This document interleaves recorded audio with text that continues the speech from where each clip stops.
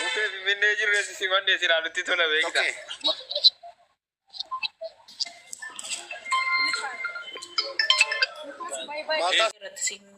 Yaaddu dibaatii illee yaa dhugaa malee yoo ta'u dhugaa maatii faamilii obbolaafoo warra dhugaa na jaallatu warra na jaallachuu jaraan beenne warra akka lubbuutti na jaallatu warra ani immoo na jaallachuu jaraan beenne arge. Dhukkubni nama na jenne dawaa addaa namaa baasa jedhan miti ma. Dhugaadha wallahi. Alaata kodaa jabaruun bareeda abshir. Gaafa galti dubbanna waa hundayyuu. Mube inshallah amna deemta du'aa ishii goona. Gizee biyya dhayti dubbattaa feetuuyi. Liivii moo waraabin Itoophiyaa keessatti ishee bakka jirtu waraabin. Lakki booda rabbi akkaataa miti laayivii sinii seen amma chaarjii cufuu barbaadaan jiru. Giftii koo mootummaan arsima tafaara. No, Itoophiyaa keessa waa rakkoo qaba. Achuma geessisi. Nama siyaasaati miti nama miskiina gargaaruuti bakka maal rakkoon qabu san dhiisiiti. Adeemsa keessa garuu. Siyaasa keessa jira moo yoo miqqaanyaa ittiin tiraane malee. Miqqaanyaadhumaan sirraa shirri jettu kanaaf dhagaa darbattiifani. Laati Finfinnee daawul rakkoon qabu Finfinnee gara gadiitti akkas gadi hin deemin malee rakkoon qabu gargaar. Inshallah rabbitti biraa jiraatu bu'e. Akki walla bakka tokkotti biyya isaa keessatti nam tokko waa tokko gochuu danda'u. Biyya keetti eenyu bara simsa. Ijoollota qeensa kee cabuutti lubbuu isaanii wareegan sii qopheessiree jira. Qeensi kee utuma waan cabatee kan lubbuu isaanii wareegan kumaatamaan jiran waan ta'eef qeensa kee rakkoon hin jiru.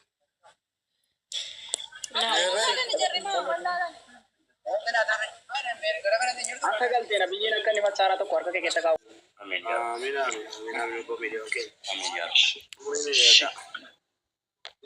Nagaan kottu irrasi wanti tokko shikkiin hin jiru.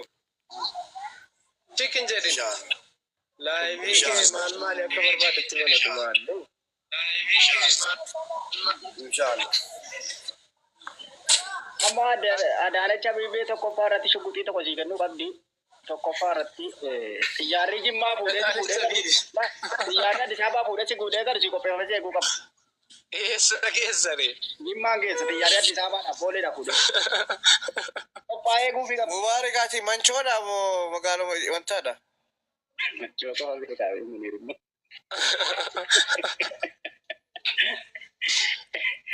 Wallahi artistoota danuun simachuudhaaf qophiidha jabaadhuati. Nama baay'ee ta'e gaajiraama. Tokkummaa gudditi viidiyoo baay'intina gochuuf. Viidiyoo baay'ee. Mannaa moo manchoodha moo addanaa baasi gaa'isa achi jimma keessa. Akkanumatti qaba. Haga baasu qo'e kanumatti. Tokkummaa dafikaatiin maa waa barreessaa jirta moo?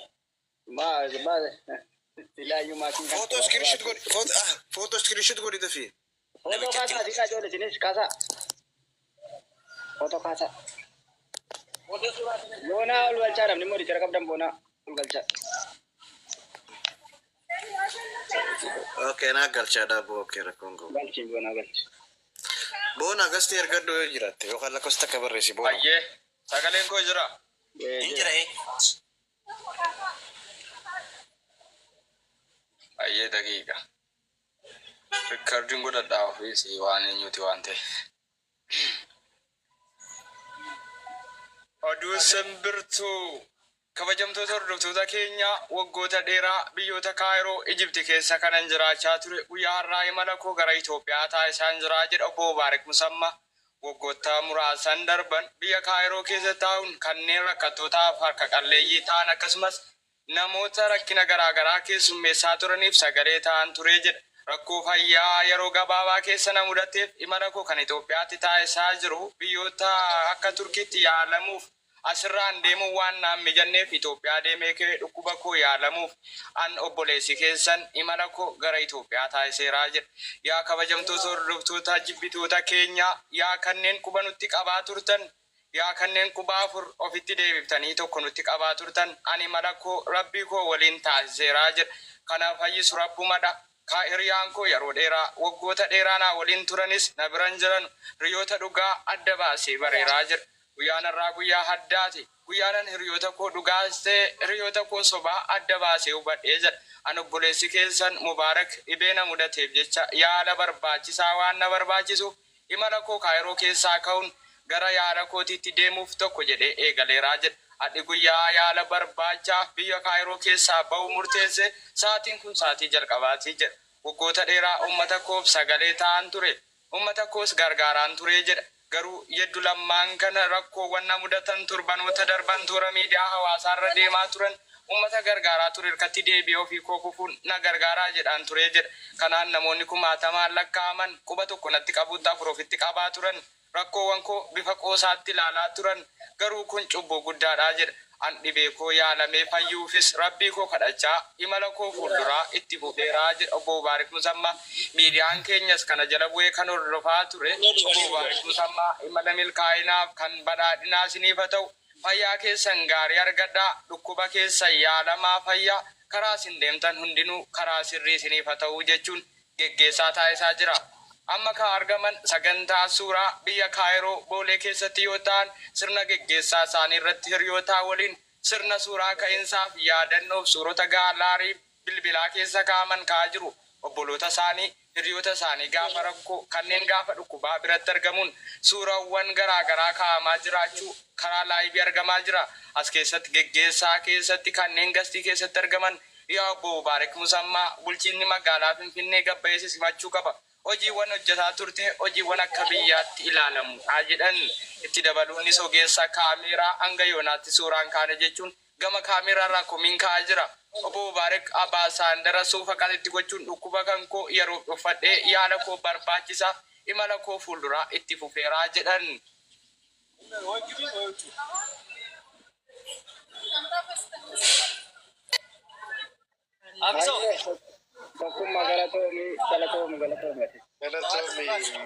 Toomi ulfa tokkummaa wallahi. Gaaffiilatti ta'e tokkummaa meerre hiriyoonni isaa dhugumatti warri arginu warri miidiyaa irratti beeku. Waan ta'eef waan hanqateen na yaadachiisa. Hiriyoonni isaa inni wajjin beekamu miidiyaa irratti meerre bar namoota fuula haaraa qofaan amma argaa jirru. Akkasii dhuguma akkuma inni jedhe hiriyoota warri kaan harca'ee dhumeera akkuma inni jedhe jechuudha. Okay, naa galaba. Yaa kabajamtoota hordoftoota keenya an miseensa gastii keessatti kan argamu an obbo Nabaanii Shaafiitii jedha. Ija koo bitaa mirga naannessee dudduubaaf fuuldura kaameeraa keessaan ilaalee hiriyoota isaa yeroo dheeraa eegan biraa dhabee gaddaan nyaatameeraa jedha. Wantoota inni inni ta'eera hiriyootan biratti eegaa tureef abjuu fuulduraaf isa fayyaduu danda'an jedhee yaadaa ture. Guutummaan guutuutti biraa dhabuun yaaddoo natti uumeeraa jedha. Yaa hiriyoota obbo Mubaarak Musammaa waggoota dheeraa waliin turtan bakkoota rakkoof malee bakkoota qananiin malee bakkoota rakkootti wal barbaaduun hin jiru moo meerre eessa jirtan isin barbaadaan jira jedha obbo Nabaanii Shaafii. Hiriyoota dhabeen jira. Hiriyoota keessaa boreetii adam gara kaameraatti bahu eega komiin ka'ee asan jira jedhan. Kan isaan irraa hafe Kaayiroo keessaa Dooktor Abduusee dabalatee hanga yoonaatti namni argame hin jiru. Dooktor Abduusee Abdii Muktaar Dooktor Atilii Maakiyooroo haadha faatee guutummaan guutuutti hin argamne barbaadaa jiraachuu kaameraan keenya irra deddeebiin ilaalaa jira.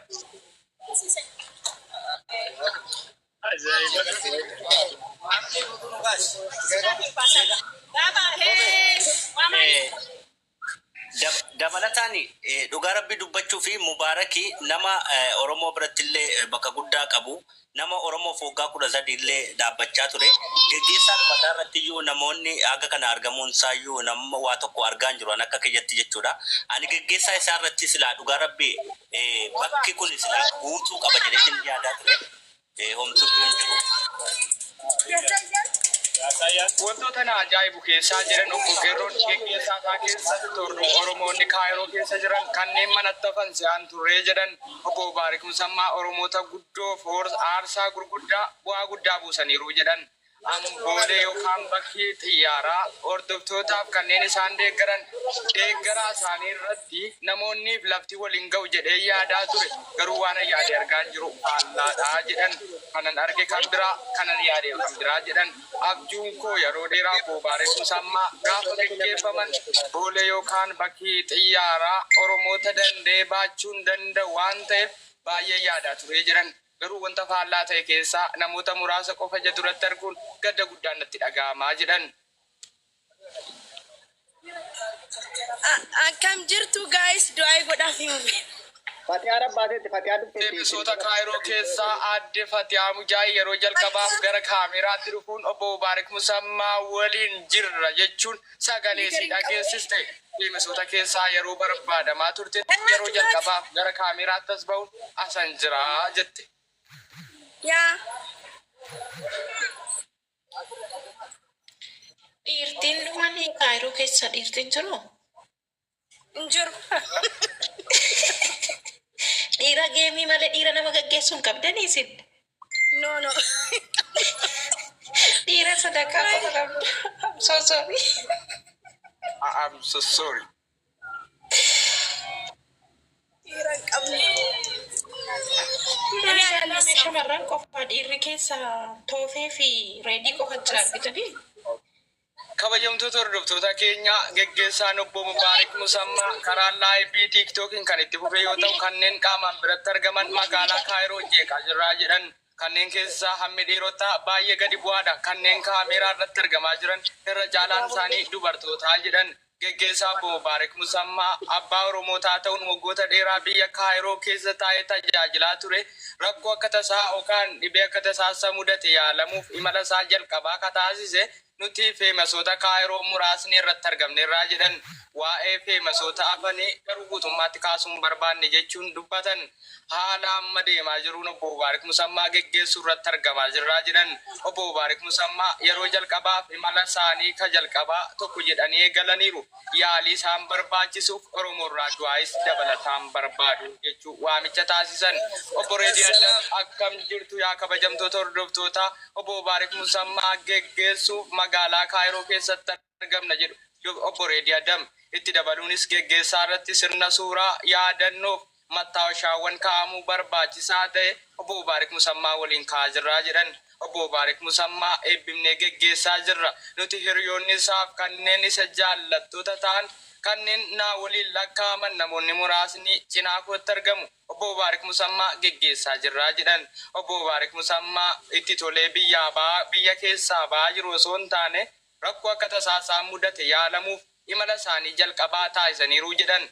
Artisti Zaazeenuu yoo jiraate gara kaameraatti fidaa jechuun komentii irraa yaada kaasaa jiru. Artist Isaaq Zeenuu geggeessaa kanarratti maaf argamuu dhabe jechuun komentii jalaa ka'aa jiraachuu maddeen gabaasan.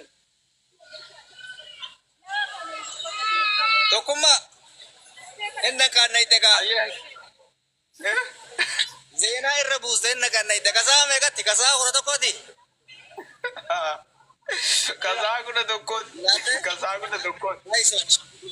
Yaa akkuma argaa jirtan mubee gara biyya abbaa isaa geggeessine achirraa yoo rabbi jedhe Turkii deema. Yaa inni ammatti du'aayii barbaachisaa. Du'aayii godhaa fi karaa milkii akka ta'u milkii gaarii hawwaa fi rabbiin immoo gisee galee kalutti akka isaa milkeessee Turkii deemu du'aayii godhaa fi kanuma barbaachisaa mire ammaaf. Maal jetta Tokkummaa? Kabajamtoota hordoftoota keenya an Reedii Adam jedhamaa jiran obbo Mubaarak Musammaa yeroo jalqabaaf imala isaanii gara Itoophiyaa akka taasisaa jiran yaala isaanii barbaachisaa biyya Turkiitti taasisuuf tokko jedhanii eegalaniiru jedhan. Nuti hiriyoonni isaaf suddoowwan isaa gaggeessaa sirna isaa taasisaa jirruun yaalaaf ka biyya alaa deemaa jiru yoo ta'u yeroo jalqabaaf imala yookaan balalii jalqabaa ka Itoophiyaatti taasisu balalii lammaffaa gara Turkiitti taasisaa jedhan. Obbo Reedii Adam ibsa baasanii nuti geggeessaa irra jirra. Yaa hordoftoota kabajamtootaas jalatti argamtanuu obbo Mubaarak Musammaaf kanneen isinirra barbaachisu du'aayiidhas jedhan. Du'aayitti dabaluunis imala gaariif milkaa'inaa isaaniif haa ta'u fayyas isaaniif haa ta'u jechuun miidiyaan keenya irra deddeebiin akeekkachiisaa jira. Warri gastii keessaa Boonaan illee jira, Muniir Abubakir illee jira. Isinin dhaane miti.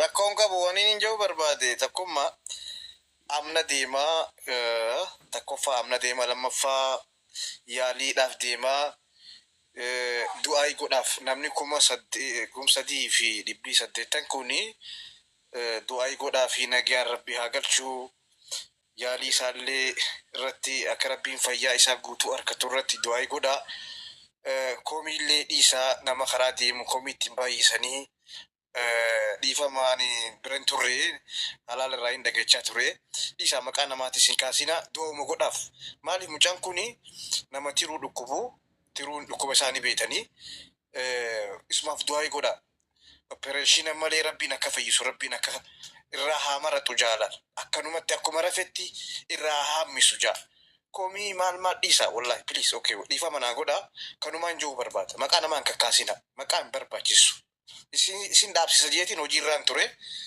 maqaa namaan kaasin hafadhe dhufee agaggeessu hafadhe adiisu Munir. isumaaf godha waan ati yadda irratti dhugaa dubbachuu fi namni keenya jaalalumaaf nama adda addaa iyyaafata. Mubaarak gaggeessadhaaf dhugaa rabbi nama tokko iyyaaf. Naannoo iyyuu abbaarraan dhagaye amantanii waan wattanii maaliif jenna sababa sanuu makiinadhaan isaan qabatee dhufuuf na yaame malee nama tokkotti hin himne. Nama biraa sobawwannoo jechuun gaarii miti baqallee ol balleessuun gaarii miti. Amma innis nama imaltu waan ta'eef waanuma yaada dhugaa wayii irratti yoo deeman gaariidha. Mubaarak ofumaa fi haadha manaa isaatii fi faamilii bas. Isumaayyuu anuu isin himeera anuu har'a dhagaye dhugaa rabbi akka inni galu. Sababa konkolaataa isa fiduu fi waliin komatinaa. sababa soddaateef jeegaa bakka kara soddaatiin dhagee malee qubaa hin qaban jee dhumate maali kanuma Sababa saniitti iyyuu miti dhugaa rabbi. Konkolaataadhaan sababa isaa fiduu. Dhugaa rabbi dhugaa. rakkoon qabu Okay. Asirratti galatooma. Ani yaada as keessatti kaasu fakkeenyaaf namoota dhabaman komii uummataa dhaga'uun dirqama kooti gabaasuun dirqama. Fuulduraaf illee biiroo hojjedhannaa waan uummataa waraana wayii qabu waraana wayii ijaaruun qabu. Uummanni komii kaafnaan waan uummataa dhaga'uun koo dirqama fuulduraaf akka diraawwadha. Garuu waan ofii kiyyaa waan godhuus qabu.